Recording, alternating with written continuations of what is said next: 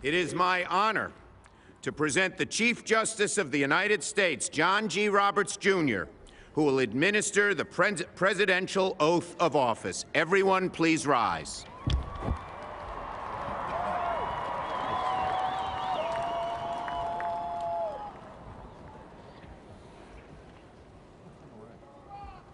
Please raise your right hand and repeat after me.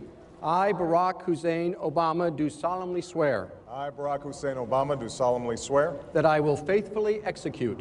That I will faithfully execute. The office of President of the United States. The office of President of the United States. And will, to the best of my ability. And will, to the best of my ability. Preserve, protect, and defend. Preserve, protect, and defend. The Constitution of the United States. The Constitution of the United States. So help you God. So help me God. Congratulations, Mr. President.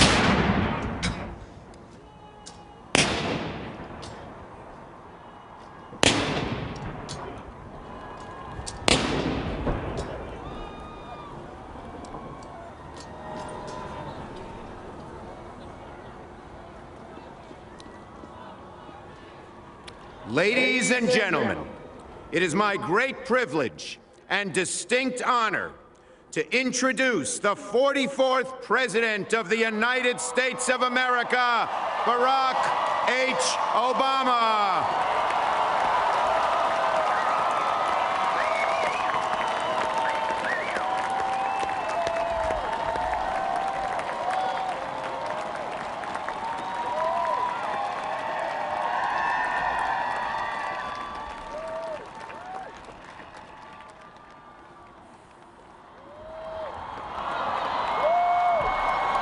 Thank you.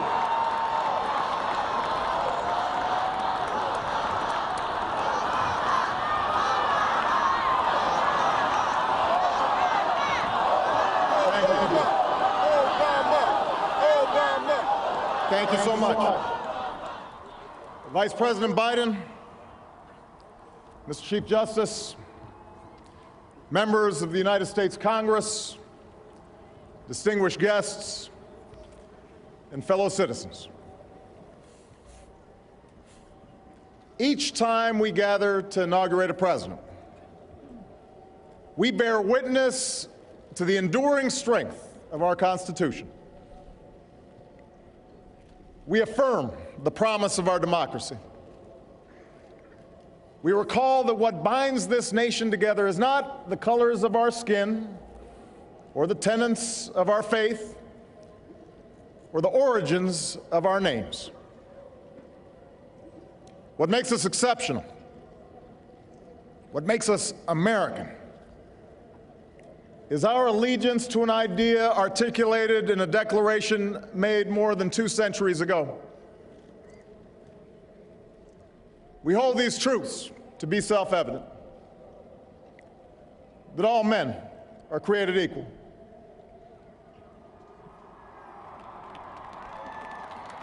that they are endowed by their Creator with certain unalienable rights,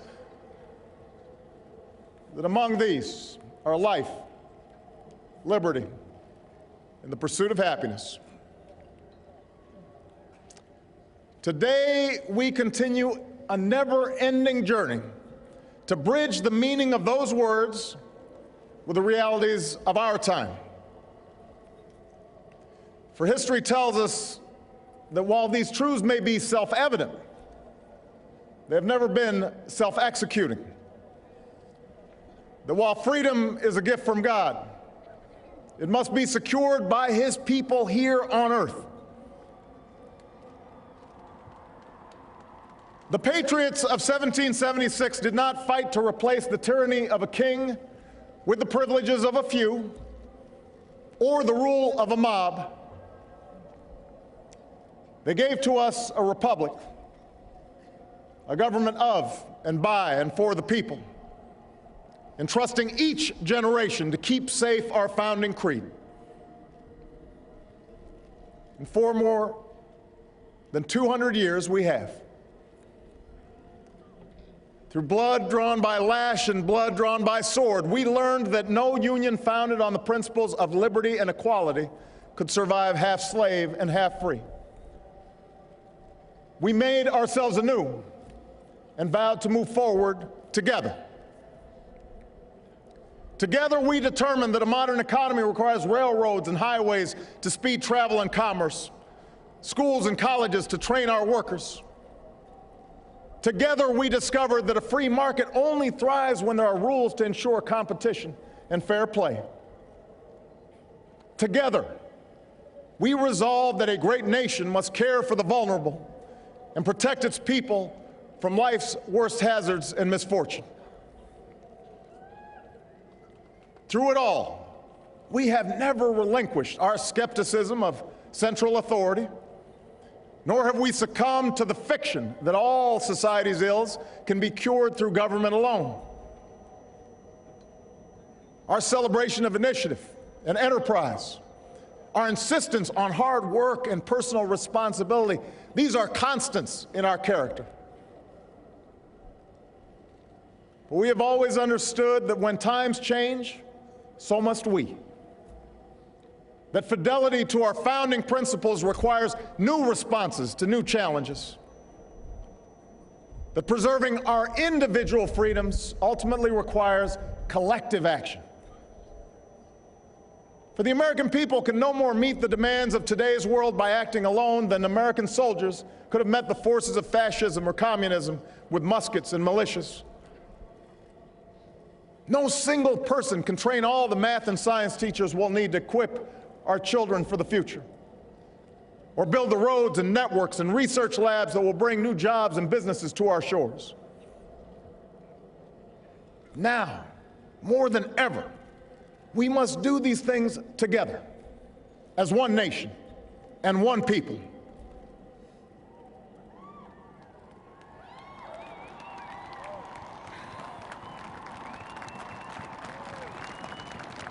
This generation of Americans has been tested by crises that steeled our resolve and proved our resilience. A decade of war is now ending.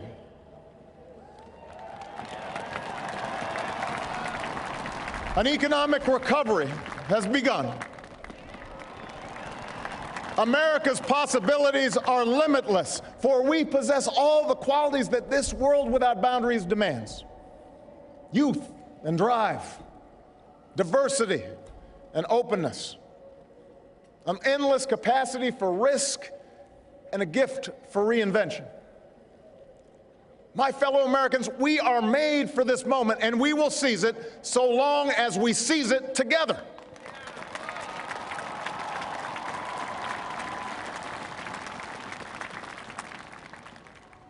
For we, the people, understand that our country cannot succeed when a shrinking few do very well and a growing many barely make it. We believe that America's prosperity must rest upon the broad shoulders of a rising middle class. We know that America thrives when every person can find independence and pride in their work, when the wages of honest labor liberate families from the brink of hardship. We are true to our creed when a little girl born into the bleakest poverty knows that she has the same chance to succeed as anybody else because she is an American, she is free, and she is equal not just in the eyes of God, but also in our own.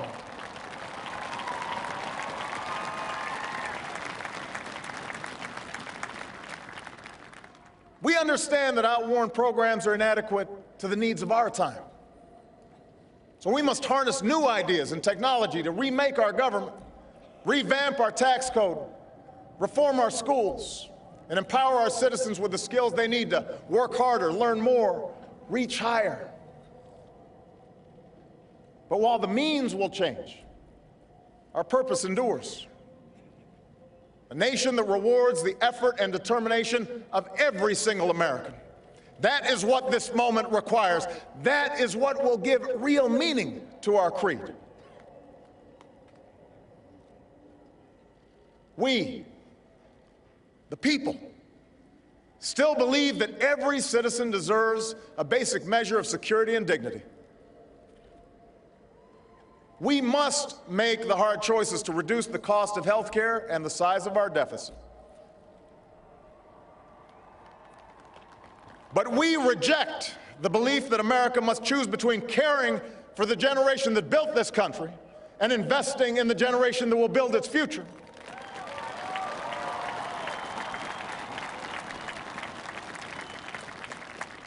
For we remember the lessons of our past, when twilight years were spent in poverty and parents of a child with a disability had nowhere to turn. We do not believe that in this country freedom is reserved for the lucky or happiness for the few. We recognize that no matter how responsibly we live our lives, any one of us, at any time, may face a job loss or a sudden illness or a home swept away in a terrible storm. The commitments we make to each other through Medicare and Medicaid and Social Security, these things do not sap our initiative, they strengthen us. They do not make us a nation of takers, they free us to take the risks that make this country great.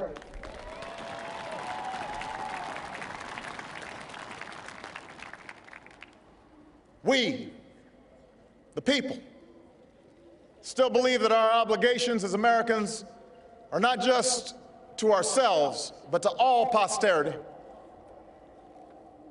We will respond to the threat of climate change, knowing that the failure to do so would betray our children and future generations.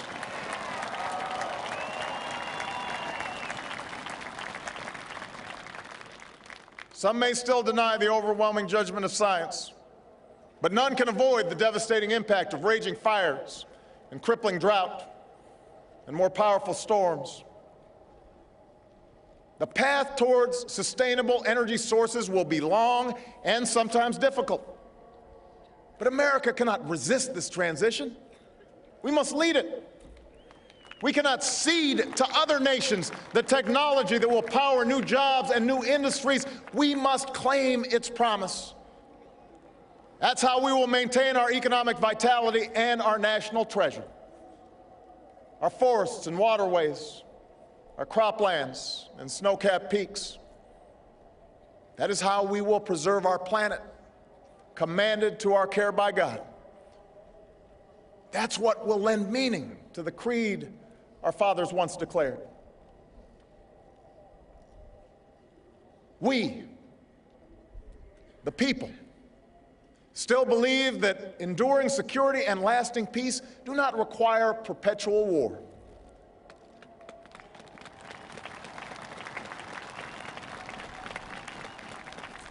Our brave men and women in uniform, tempered by the flames of battle, are unmatched in skill and courage. Our citizens, seared by the memory of those we have lost, know too well the price that is paid for liberty. The knowledge of their sacrifice will keep us forever vigilant against those who would do us harm. But we are also heirs to those who won the peace and not just the war, who turned sworn enemies into the surest of friends, and we must carry those lessons into this time as well. We will defend our people and uphold our values through strength of arms and the rule of law. We will show the courage to try and resolve our differences with other nations peacefully, not because we are naive about the dangers we face, but because engagement can more durably lift suspicion and fear. America will remain the anchor of strong alliances in every corner of the globe. And we will renew those institutions that extend our capacity to manage crisis abroad. For no one has a greater stake in a peaceful world than its most powerful nation. We will support democracy from Asia to Africa, from the Americas to the Middle East, because our interests and our conscience compel us to act on behalf of those who long for freedom. And we must be a source of hope to the poor, the sick, the marginalized, the victims of prejudice, not out of mere charity, but because peace in our time requires the constant advance of those principles that our common creed describes: tolerance and opportunity, human dignity, and justice. We, the people, declare today that the most evident of truths, that all of us are created equal, is the star that guides us still. Just as it guided our forebears through Seneca Falls and Selma and Stonewall, just as it guided all those men and women, sung and unsung, who left footprints along this great mall, to hear a preacher say that we cannot walk alone, to hear a king proclaim that our individual freedom is inextricably bound to the freedom of every soul on earth.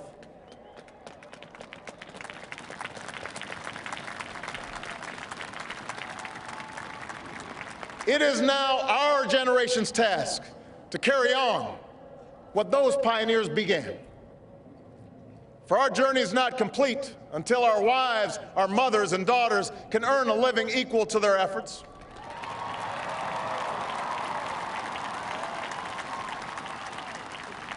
Our journey is not complete until our gay brothers and sisters are treated like anyone else under the law.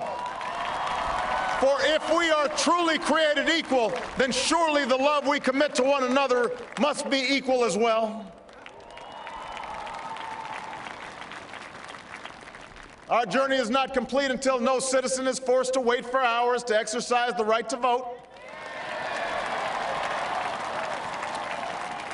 Our journey is not complete until we find a better way to welcome the striving, hopeful immigrants who still see America as a land of opportunity, until bright young students and engineers are enlisted in our workforce rather than expelled from our country.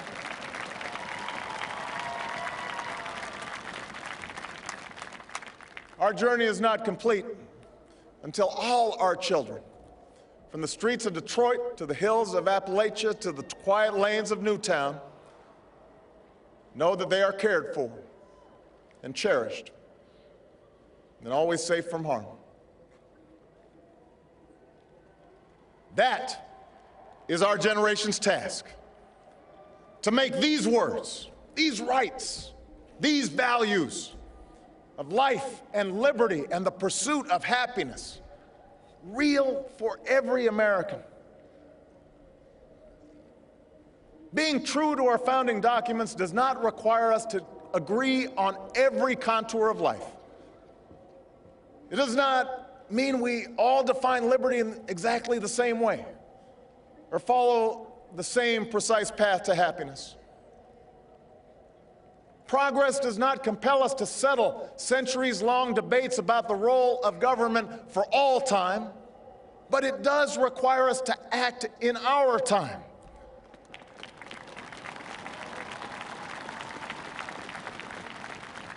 For now, decisions are upon us, and we cannot afford delay.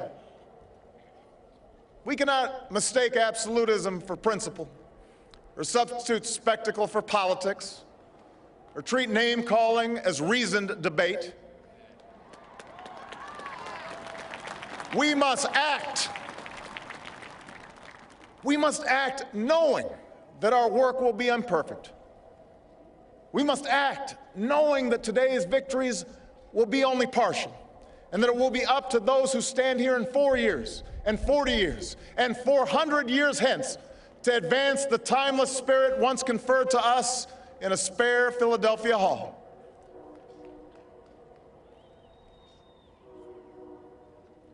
My fellow Americans, the oath I have sworn before you today, like the one recited by others who serve in this Capitol, was an oath to God and country, not party or faction.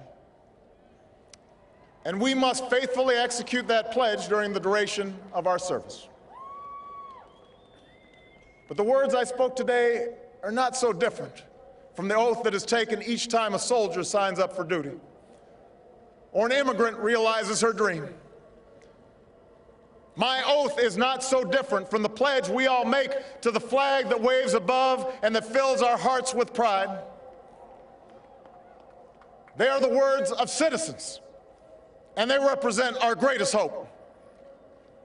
You and I, as citizens, have the power to set this country's course. You and I, as citizens, have the obligation to shape the debates of our time, not only with the votes we cast, but with the voices we lift in defense of our most ancient values and enduring ideals. Let us, each of us now, embrace with solemn duty and awesome joy what is our lasting birthright. With common effort and common purpose, with passion and dedication, let us answer the call of history and carry into an uncertain future that precious light of freedom. Thank you, God bless you, and may He forever bless these United States of America.